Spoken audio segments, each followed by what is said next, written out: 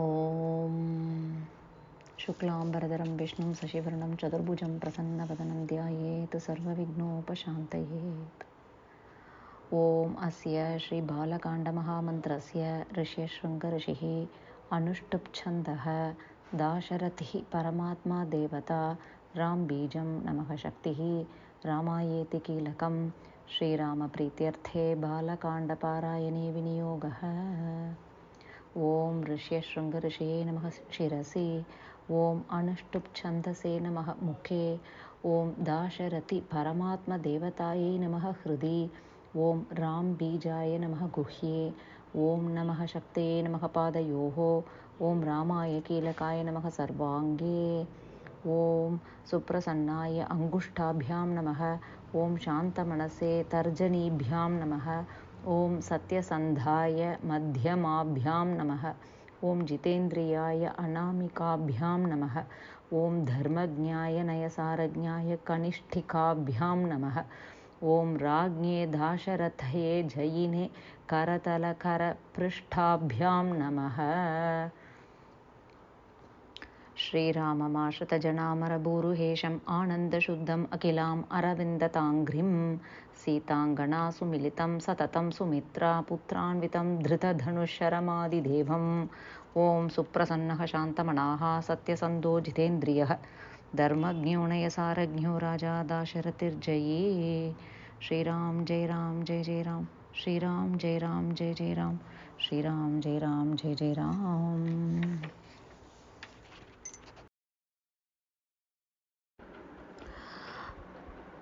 We'll see Shloka 71. Sacha sarvan samaniya vanaraन् vanararषभः दिशः प्रस्थापयामास दिदृक्षुर्जनकात्मजाम्. The meaning of the Shloka 71. Bringing together all the monkeys, the said Sugriva, the jewel among the monkeys, to dispatch them in all directions, keen as he was to have Sita, the daughter of Janaka, traced out. Shloka 72. Tato grudrasya vachanat sampater hanuman bhali shatayojana vistirnam pupluve lavanarnavam. Meaning of the Shloka 72. Then according to the counsel of Sampati, the vulture king, who could see Sita in Lanka from that distance, the mighty Hanuman leapt across the brackish sea, 800 miles broad, that parted the mainland of India from Lanka. Shloka 73. Tatra Lankam samasadhya purim ravana palitam dadarsha Sitam dhyayantim ashokavanikam gatam. Meaning of the Shloka 73. Duly reaching the city of Lanka, ruled over by the demon king Ravana, he found there Sita confined in a grove of Ashoka trees, contemplating on the feet of Sri Rama. Shloka 74. Nivedayitva bhijnanam pravritthim vinivedya cha samashvasya cha vaidehim mardhayamasa toranam. Meaning of the Shloka 74.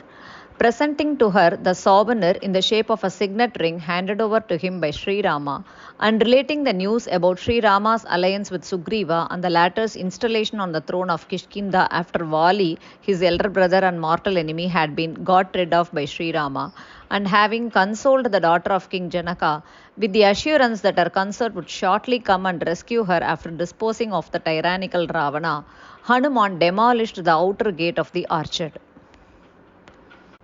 Shloka 75.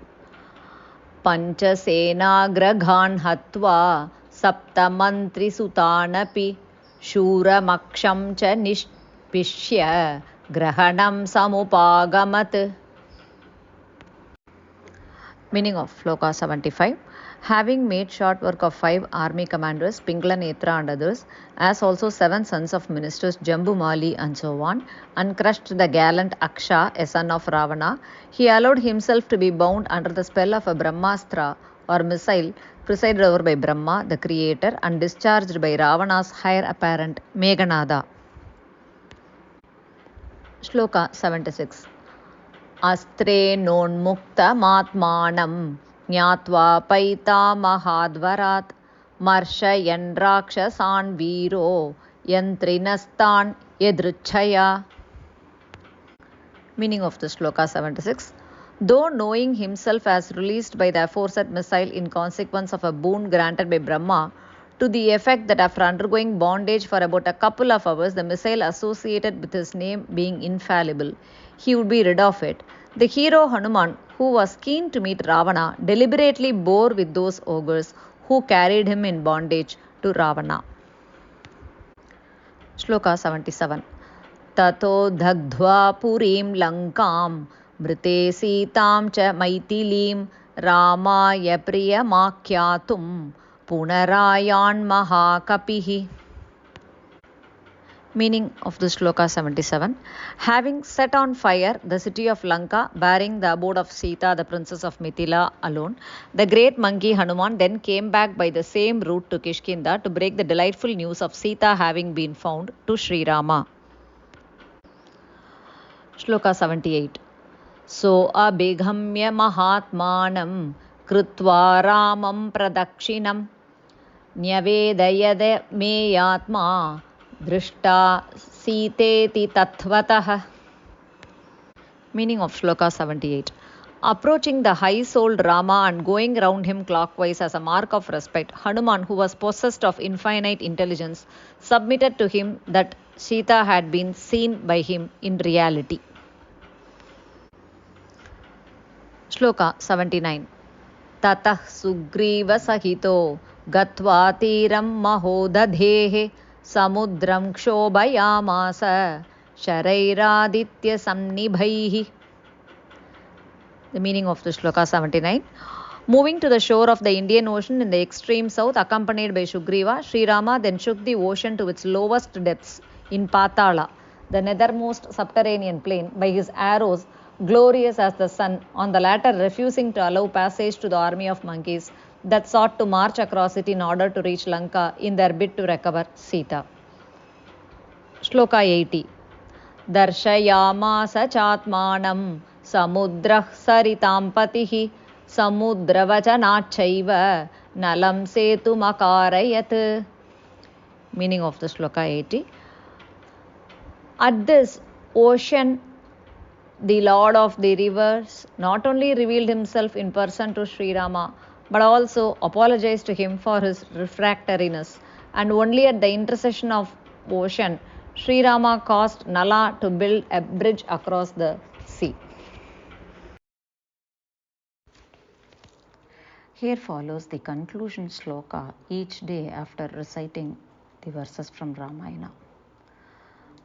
Om Swasti Prajabhya Paripalayantam Nyayena Marghena Mahim Mahishaha Go Brahmanebhyah Shubhamastu Nityam Lokah Samastaha Sukhino Bhavantu Kale Varshatu Parjanyah Prithvi Sasyashalini Deshoyam Kshobarahito Brahmanah Santu Nirbhayaha Aputraha Putrinah Santu Putrinah Santu Pautrinah Adhanaha Sadanaha Santu Jivantu Sharadam Shatam Charitam Raghunathasya Shatakoti Pravistaram Ekaikamaksharam Proktham Mahapatakanashanam Shrunman Ramayanam Bhaktya Yahpadam Padameva Va Sayati Brahmanah Sthanam Brahmana Pujyate Sada Ramaya Ramabhadraya Ramachandraya Vedase Raghunathaya Nathaya Sitayah Pataye Namaha Yanmangalam Sahasrakshe Sarvadeva Namaskrute Vritranasho Samabhavat Tatte Bhavatu Mangalam Yanmangalam Suparnasya Vinata Kalpayat Pura Amritam Prarthayanasya Tatte Bhavatu Mangalam Mangalam Kosalendraya Mahaniya Gunatmane चक्रवर्तिर्तनूजाय सार्वभौमाय मङ्गलम् अमृतोत्पादने दैत्यान् घ्नतो वज्रधरस्य यत् अदितिर्मङ्गलं प्रादात् तत्ते भवतु मङ्गलं त्रीन् विक्रमान् प्रक्रमतो विष्णोरमिततेजसः यदासीन्मङ्गलं राम तत्ते भवतु मङ्गलं ऋषयः सागराद्वीपा वेदालोका दिशश्च ते मङ्गलानि महाबाहो दिशन्तु तव सर्वदा कायेन वाचा मनसेन्द्रियैर्वा बुद्ध्यात्मना वा प्रकृतिस्वभावात् करोमि यद्यत् सकलं परस्मै नारायणायेति समर्पये तत्। श्रीराम जय राम जय जय राम, श्रीराम जय राम जय जय राम, श्रीराम जय राम जय जय राम।